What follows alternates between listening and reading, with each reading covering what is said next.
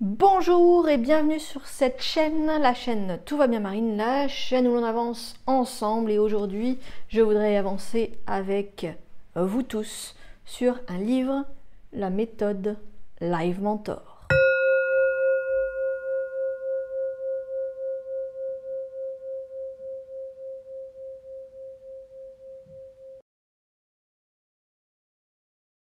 Alors, aujourd'hui, on avance avec Alexandre Dana.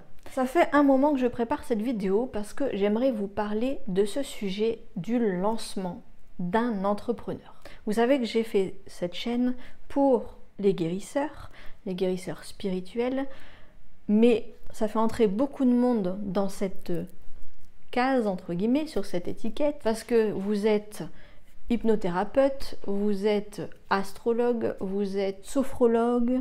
Bref, je me dis que toutes ces personnes peuvent regarder les vidéos et se dire comment Marine, comment on se lance, comment on entreprend dans ce domaine. Et justement, j'ai pas mal planché sur ce sujet avant de me lancer, figurez-vous. Donc j'ai lu des livres et je vous en ai parlé la dernière fois sur la vidéo Les 5 portes de Fabrice Midal. J'adore Alexandre Dana et son site Live Mentor où vous pouvez retrouver beaucoup de cours gratuits. Ensuite, il y a du payant bien sûr, mais il y a beaucoup de choses, de contenu gratuites déjà sur le site, beaucoup de vidéos, de cours par mail, bref, c'est vraiment une grande ressource. Ça fait des années, vraiment, peut-être pas 10 ans, mais voilà, je les suis, je pense, depuis pas loin du début. Et ça me paraissait vraiment important de vous faire un retour sur ce livre et de vous donner envie de l'acheter. D'ailleurs, je vous mets le lien en dessous de la vidéo si vous voulez l'acheter, puisqu'il est vraiment hyper intéressant et vous servira beaucoup avant, pendant, après. Voilà, ça s'appelle le perroquet qui lit. Voilà, ça donne ça, un perroquet qui lit. Alors, comment par où commencer? Alexandre Dana, donc je vous le disais, il a un site internet très intéressant sur tout ce qui est projet entrepreneurial, sur le fait de se lancer. Et je l'ai toujours suivi, quand il a lancé son livre, je me suis dit, je suis obligée de l'acheter, c'est obligatoire pour moi et je l'ai lu, j'en ai fait des fiches, j'ai travaillé avec une entrepreneuse sur ce sujet justement, je l'ai boosté grâce à ce livre, toutes mes notes, j'ai pris à partir de ce livre et je voulais vous en faire profiter aujourd'hui en vous donnant voilà ma compréhension, quelques points clés du livre pour vous donner envie de le lire. Comment est construit ce livre? Alors, je vais essayer de vous montrer. Vous voyez, il y a forcément le titre, la méthode Live Mentor, 12 étapes pour libérer l'entrepreneur qui est en vous, la préface. Et en fait, il a fait ça, voilà. Étape 1, par exemple, l'alignement, avec des petites questions. Une histoire, une petite histoire, parce qu'ils sont très forts chez Live Mentor en copywriting. Et maintenant, ils sont une grande équipe. Du coup, ils nous racontent une petite histoire pour nous illustrer, pour nous mettre dans le bain. Et après, ils parlent du coaching. Et là, ils reprennent une histoire, ils interprètent, ils regardent le blocage et les solutions que l'on peut trouver. Et en fait, à chaque fois, ça se fait un peu comme ça, avec des points pour développer, pour libérer la situation. Voilà, comment débloquer la situation. Et enfin, il y a le conseil Live Mentor, un encadré, et vous avez ensuite un retour d'entrepreneur directement qui vous donne sa vision des choses et qui vous donne dans son cadre à elle, comment ça se passe, comment ça s'est passé. Et puis, des petits exercices, des petites choses à compléter sur mes fondations, mes forces, mes passions. Et en fait, vous retrouvez des petites choses à compléter comme ça. Des petits trucs un peu sympathiques. Et puis, beaucoup d'outils. À la fin, les assurances professionnelles obligatoires, comment se lancer, les protections, etc. Enfin voilà, vous avez vraiment pas mal de choses dans le livre qui peuvent vous aider. Il vous donne même des livres à lire. Beaucoup d'outils, ne serait-ce qu'aller sur Canva, etc. pour faire votre communication. Donc vraiment, si vous ne savez pas par où commencer pour la création de votre entreprise, vous lisez ce livre, vous avez tout. Alors, je vais essayer de vous donner envie de lire ce livre en vous donnant, alors pas 12 étapes, mais 10 étapes, parce que les 10 étapes sont vraiment pour moi, les 10 étapes, c'est comment se lancer, comment devenir auto-entrepreneur. La 11e et 12e étape, c'est plutôt ensuite sur le long terme. Donc voilà, je vous laisse l'acheter pour voir tout ça. Donc en 1, il parle de l'alignement. Il vous explique comment, pourquoi trouver votre projet de cœur. Comment lister vos forces. Qui vous êtes, qu'est-ce que vous faites, comment, pourquoi, pour qui. L'essence même de votre projet. Et ça m'a directement fait penser à mon ancienne vie de commercial où il y avait le diagnostic SWOT. Alors ça parle peut-être à certains, où on doit donner nos forces, nos faiblesses, les opportunités, etc. du marché. Donc ça m'a vraiment fait penser à ça, ou encore au blason. Alors le blason, je l'avais vu plutôt en tout ce qui était orientation professionnelle, et là c'est vraiment vos valeurs. Pourquoi vous vous battez? J'aimerais que ma fille puisse faire les études qu'elle veut. J'aimerais pouvoir passer plus de temps avec mes enfants. J'aimerais être plus libre dans mon emploi du temps. J'aimerais voyager. Voilà. Pourquoi vous êtes entrepreneur? Qu'est-ce qui vous motive? Qu'est-ce que vous avez comme force? Est-ce que c'est les relations? Vos valeurs de cœur, vos passions. Qu'est-ce que vous aimez faire? Parce que ça va être en compétences, ça va être en argent, ça va être en relation, en connaissances. Parce qu'on est riche de nos compétences, de nos connaissances aussi. Donc voilà, il nous propose vraiment une plongée vers les blocages, les croyances limitantes. Et j'ai aussi beaucoup aimé son point sur les coûts irrécupérables. C'est-à-dire, des fois on se dit, oh, je prends un exemple basique, mais par exemple j'ai essayé d'être médecin.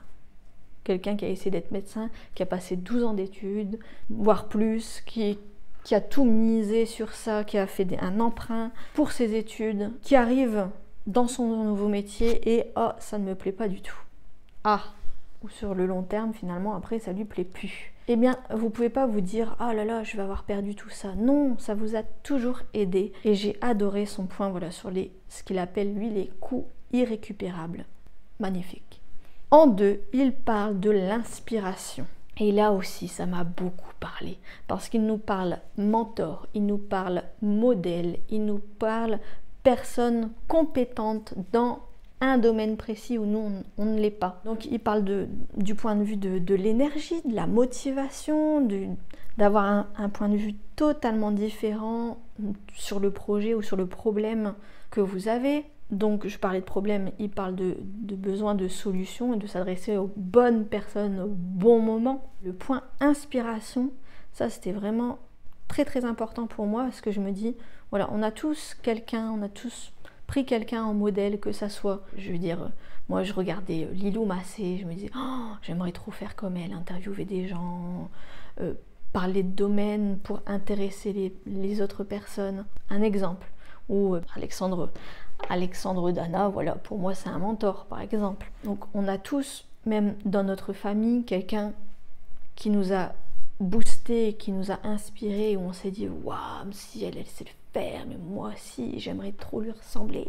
Je ne vous dis pas de faire un copier-coller, mais bien de s'inspirer, de se donner une bonne énergie, de se motiver grâce à d'autres personnes, ou pourquoi pas des personnes qui, je ne sais pas coder, je ne sais pas trouver une solution pour... Exemple bête, j'ai un problème de voiture, je vais demander à un mécanicien. Eh bien c'est le même problème. Si vous ne savez pas comment faire un site internet, il faut vous adresser à une personne qui sait en faire un. Tout simplement. Ensuite, 3, il parle de l'équipe. Parce que oui, il nous parle aussi des entrepreneurs qui se lancent à plusieurs. Alors est-ce que vous voulez travailler seul? Est-ce que vous voulez travailler à plusieurs? Comment? Pourquoi? Avec qui? C'est bien aussi de tester sur quelques heures, tester sur un week-end, quelques heures par semaine pendant 2 mois par exemple. J'ai trouvé que c'était de très très bons conseils parce que même vous en tant que sophrologue, hypnothérapeute, peu importe, peut-être que vous allez vouloir travailler seul chez vous, peut-être que vous allez travailler seul dans un cabinet, mais que vous voudrez avoir d'autres personnes autour. Il faut bien s'entendre aussi avec eux. Peut-être que vous allez vouloir faire des accompagnements avec une autre spécialité. Pourquoi pas? Donne beaucoup de questionnements, de choses à voir, à approfondir sur le thème de l'équipe avec qui vous voulez travailler. Est-ce que vous voulez travailler avec un perroquet par exemple? C'est peut-être pas la meilleure solution. Non, je rigole. C'est le meilleur. En 4, il nous parle de la vision. Là aussi, gros sujet, parce que la vision, c'est très important. Sandrine Muller-Bohar nous en parlait dans certaines de ses vidéos où elle parlait du fait de se visualiser, être applaudi parce qu'on a gagné. Les sportifs, c'est ce qu'ils utilisent beaucoup, la visualisation. J'ai fait une vidéo dessus aussi sur le mental du sportif pour guérir la visualisation dans tous les domaines. De toute façon, la visualisation, là, il parle de vision. Ben, moi, je vous parlerai de visualisation. Visualiser comment vous allez être dans un mois, dans un an, dans 5 ans. Qu'est-ce que vous voulez faire, où vous voulez amener votre société, votre entreprise, votre projet. Et il nous donne un exercice super intéressant qui est d'écrire un article sur comment on voit les choses en disant j'ai testé avec une autre entrepreneur. C'est important de rêver, rêver grand, rêver immense et ensuite de faire des petits pas, on va le voir ensuite. 5. L'affirmation de soi. Oser parler de son projet, de son entreprise, de ce qu'on aime faire vibrer les gens, montrer notre passion. Vous voyez ce que je veux dire quand quelqu'un a les yeux qui pétillent parce qu'il explique quelque chose, qui d'un coup s'enflamme, même la personne hyper timide qui d'un coup part à vous expliquer des choses, la passion, eh bien transmettez ça aux personnes avec qui vous parlez. En tant qu'ancienne commerciale, je peux vous le dire, parlez de vos produits. Si vous n'avez pas un petit peu de passion pour le produit, vous ne vendez pas.